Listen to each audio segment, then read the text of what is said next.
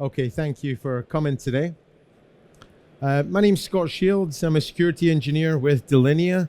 I'm here to discuss elevating your security with NIS2 and the vital role that privileged access management plays with this.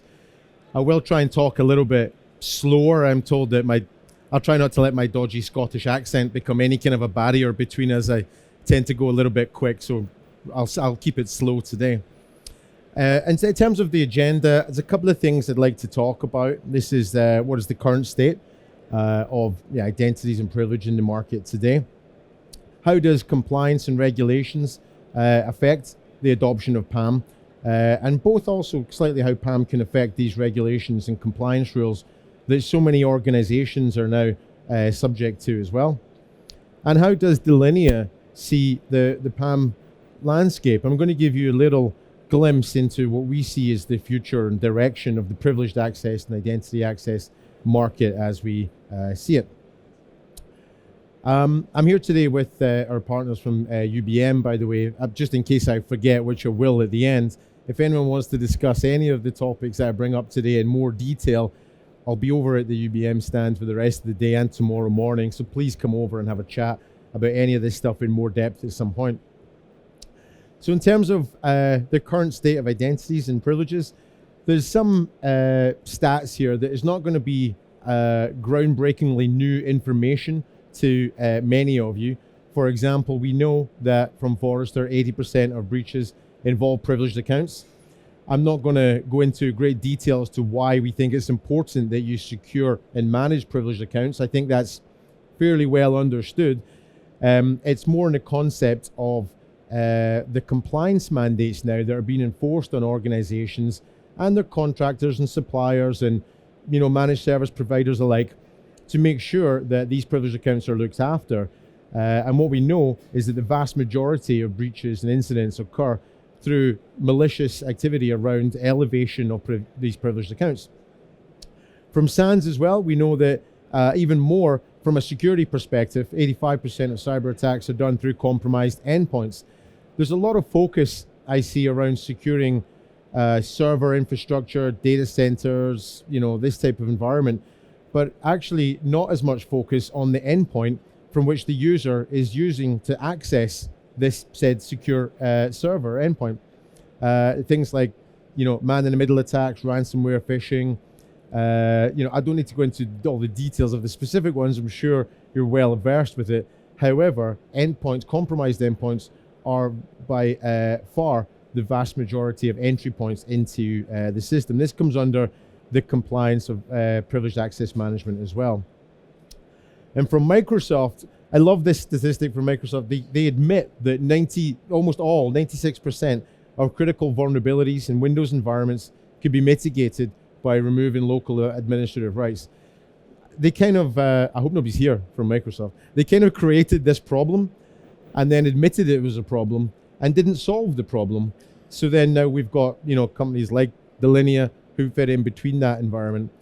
Does anyone, just maybe by a quick show of hands, know of anyone in your organization that has local admin rights to their box? Some? Tentatively? You? So you're a vulnerability in your environment. It's not like one of the easy things to do some points because users will fight back. Developers, DevOps guys working in CI/CD pipelines and Kubernetes and Jenkins actually developing applications that run with admin rights. You can't just say no to them having admin rights, but it's a more gradual approach. It's been able to say, let's elevate the things that need elevated, not you as an entire user, not everything because you happen to need to run a particular application or a particular task. This middle one here leads to the problems on both sides of it, where the vast majority of breaches and attacks come through the endpoint. So it's been able to recognize that and secure that from a compliance point of view, as well as a security standpoint. The security benefits here are obvious, but from a compliance standpoint, they're also starting to clamp down on organizations that don't do this. So how do compliance and regulations affect the adoption of PAM? So on the bill, we're talking about NIS2. Is everyone ready for October 17th? maybe not. This is the date that it's going to kick in. Elaborating on the original one, if for anyone who doesn't know, a little bit of background, there was, of course, the 2016 regular Network and Information Security Directive that was designed to help nation states within the European Union enact better security principles.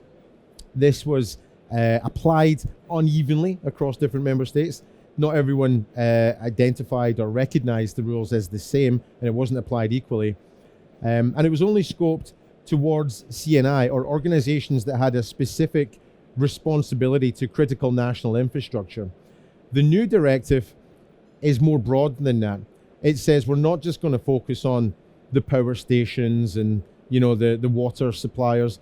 We're going to broaden this to things like manufacturing, the postal service, some government organizations, food manufacturers, things that were otherwise very important in the national infrastructure and critical services. And also it's increased scope in terms of the controls that are applied on that. The first one was quite, I would call it fluffy, for lack of a better term, and its focus. It was not particularly focused. The new directive is particularly focused on certain areas, which makes it easier from an organization to find compliance, because now you know exactly what problem you're trying to solve. It's not, you will know whether you're becoming compliant or not. There's new mandates for security practices, expanded scope, like I said. There's added reporting and time limit obligations on you now. Like about this 24 hours for an initial report after a detected breach and 72 hours for a more detailed report. You, of course, need the correct tooling in place to be able to generate that. If you plan to have people running around manually typing up some kind of report to send to the authorities, that's not going to be conducive with the best use of an expensive engineer's time. It's going to be something that you want to automate as best you can, so that you can spend the real time on solving the particular problem that you're having. There is also, of course, increased sanctions on this, similar levels to GDPR, up to 2% of turnover, 10 million euros, and some specific information about executive liability. Not quite broken this one down yet, but it does seem to imply that individuals with responsibility for security in organizations can be subject to personal legal action as well as the organization. So this has not been enacted yet. This has never been tried out yet. I guess we'll find out after October 17th when they find out who's not compliant and who's going to get the finger pointed at them. However, fortunately, because of the aforementioned statistics about breaches through privileged accounts, breaches through endpoints, a large portion of how you can, with the correct tooling, become compliant to this is through the use of a privileged identity and access management tool like Delinea. So one of the things that we do is help our new and existing clients map the compliance problems that they're trying to solve for things like NIS2. There is also other mandates and cyber insurance policies and clauses that you can map to this. So things like simple password management, having them encrypted in a central location with role-based or identity access controls. That's the simplest thing you can do, and the thing you can do from day one with onboarding a PAM tool is import them in, encrypt them, and then delegate who has access to them. And also automate the rotation of those on a regular basis or after each use. This is simple, basic privileged access management functionality that until recently was kind of a nice to have thing. You're in a good place if you're doing that. You have a fairly strong security profile. After October 17th, it's effectively mandated that you need to be doing this. Zero trust principles. This one isn't as clear because it's more of a concept than a tool, but being able to adopt a zero trust or zero standing privileges methodology, whereby if you don't need to use a credential, don't use one. It's like the old thing where I have a colleague who says, what's better than a password that is long and complicated, encrypted, rotated regularly, and invisible to the user, is the credential that you never need to exist in the first place. What we do now is, with Kerberos manipulation, elevate the user to perform a specific task just enough and just in time so that they can do the task that they need to do, and that's it. There's no credential. They're not checking out any password. True zero standing privilege methodology, and the zero trust principles are baked into the NIS2 compliance. Identity and access management, again, standard role-based access controls, making sure that people have the right access, along with auditing and reporting for this as well. Automation, so being able to automate manual tasks like importing accounts into the vault, or continuous AD discovery for being able to identify domain admins, local admins, service accounts, and where they might be hiding as dependencies of those service accounts. You know, I mean, I know nobody in the room has solved the service account problem, because I speak to different organizations every day, and I know service accounts are, can't swear, they're a pain in the ass, right? We're trying to manage because they're in scheduled tasks, scripts, app pools, they're all over the place. What we want is a tool that you can automate the governance and lifecycle management of these service accounts so that they don't fly under the radar. Because they're application to application, they often go unnoticed. You want an automation tool to do dependency scanning, bring them to the surface, and manage them appropriately as the vulnerability that they are. We have people at Black Hat quite regularly, and we know that service accounts are a proactive target for bad parties, because the bad parties know you guys don't change them often enough. And this is the reason why it's part of the becoming into the NIST, and other compliance mandates as well. Application management, this comes back to the endpoint piece as well, about users on their laptops and having admin rights because they need to run PowerShell or something. They need to run an application that needs admin rights to run. Again, this is part of the Microsoft problem. It doesn't matter what you're trying to run. It just says UAC prompt, give me admin rights, whatever it is. It's kind of a shotgun approach. It's not most appropriate for most cases. What we do is we replace this with a policy-driven approach to elevate just the application and not the user. So at no point is a user ever logged in the context of a local administrator across any endpoint, which mitigates you for things like phishing attacks, ransomware, as well. And of course, you can make these users self-elevate if you have a particularly angry engineer fighting back and say, you can't take my admin rights away from me. There's a solution to that too. So one of the things that we do in terms of looking forward is to help customers apply this. We're kind of moving in a slightly new direction with the approach with this now in the future of the PAM landscape.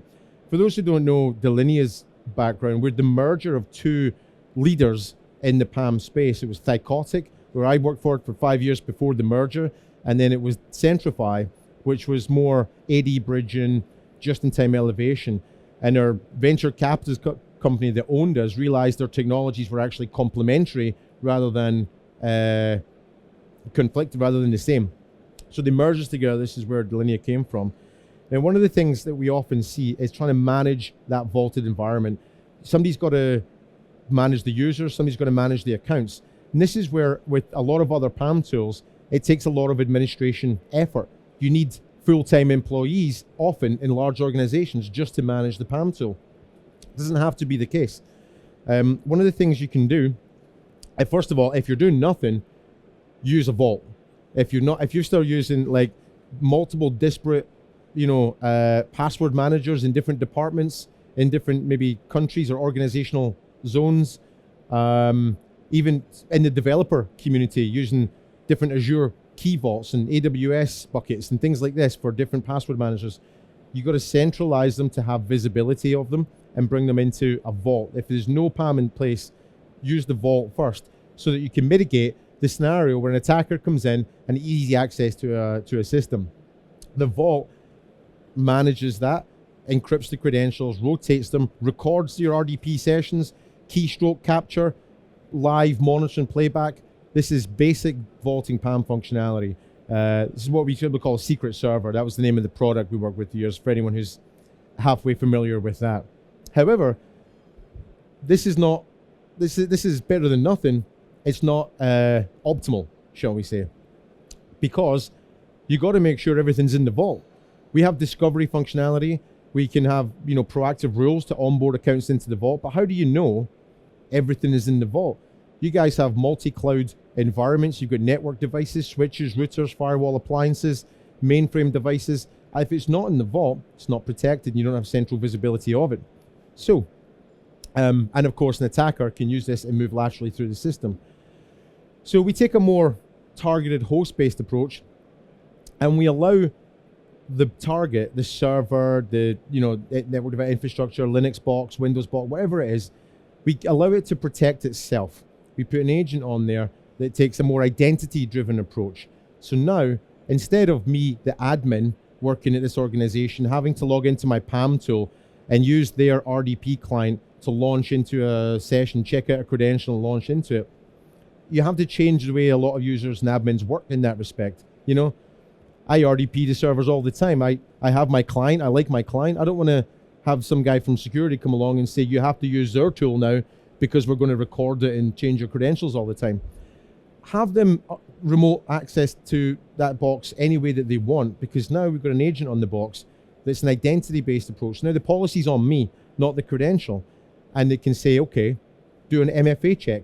I can RDP from anywhere that I'm allowed to, or SSH to a network device, and it'll do an MFA check, and it will provide that MFA assurance, which, if you read the small print, is a specific compliance mandate on a lot of compliance and insurance policies that I'll have to have MFA on the target, not on the tool that you use to log into the target, on the target. So if you log into something like Secret Server with MFA and then RDP to the box, it's not enough anymore. You have to have it on the target server.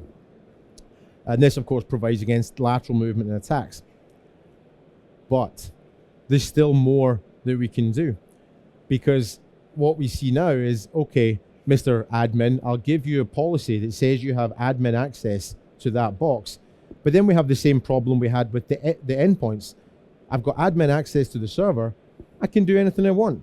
I can run elevated PowerShell scripts. I can, jump on lateral to another server. I can get into a shell and cause havoc if I was a proactively malicious insider or just trying to do something and accidentally break it.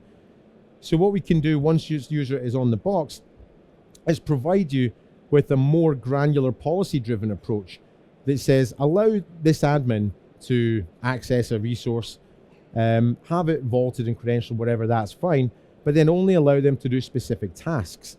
And also, where possible, add an MFA check there again.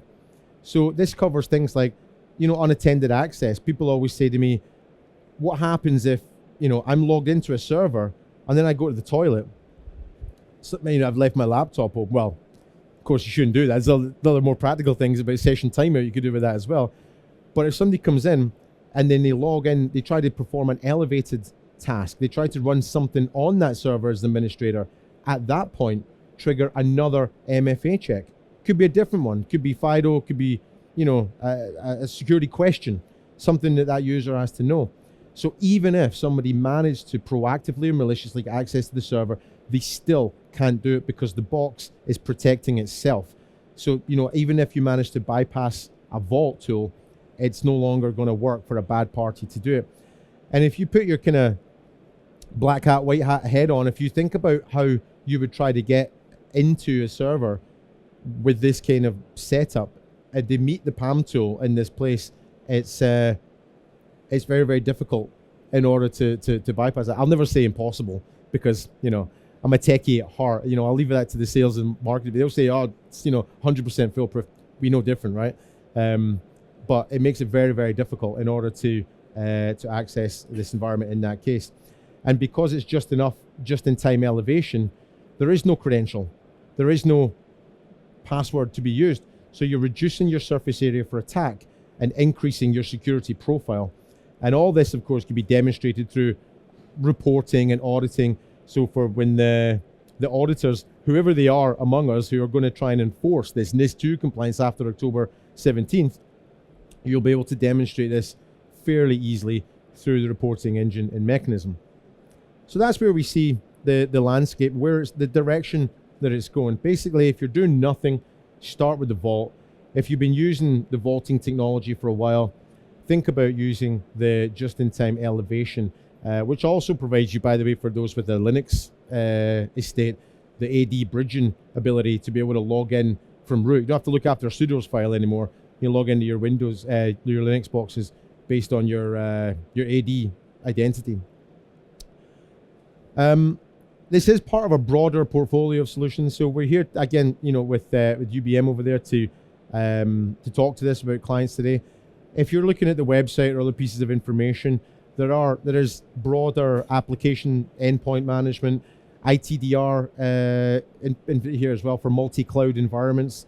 There's some IGA and segregation of duties technology in there for joiners, movers, leavers process that provides the concept of least privilege and local admin management across your entire infrastructure, not just Windows, not just Linux environments, but like I said, database, cloud apps, network devices, taking that more holistic approach. There's a lot of vendors that will focus on a specific area, but no enterprise just has Windows and no Linux, or just has SQL and no Oracle or something like that. It has to be able to have that broader level of support and enforce least privilege, the methodology that says people should only have access to that which is necessary to do their job, and for everything else, maybe there's a workflow, maybe that needs approval, maybe an elevation of some kind that is audited and documented at every stage. Without a PAM tool like Delinea in place, it's very, very difficult to implement that. With the PAM tool in place, we like to think it's much, much easier. And so that's effectively me. If anyone has any questions, please come over to the UBM stand, or I'll be hanging around here afterwards for today and tomorrow morning.